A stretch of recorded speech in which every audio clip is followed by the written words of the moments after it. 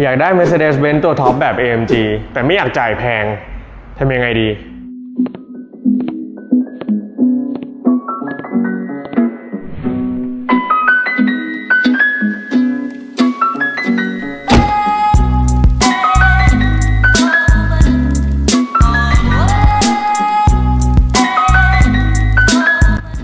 สวัสดีครับ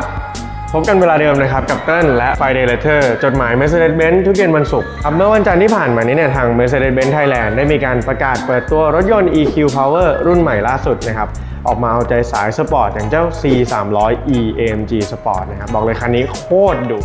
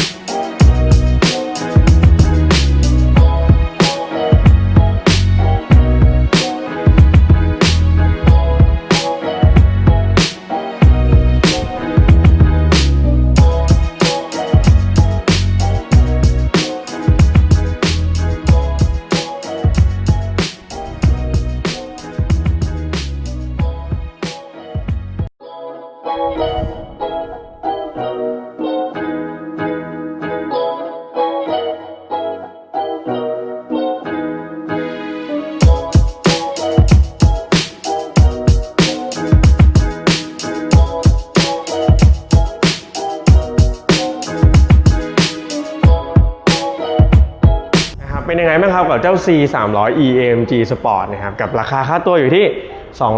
2,699,000 นะครับบอกเลยว่าราคาเพียงเท่านี้นะฮะแต่คุณได้เป็นเจ้าของ Mercedes-Benz ตัวท็อปแบบ AMG เลยนะฮะบอกเลยคุ้มมากมีความสปอร์ต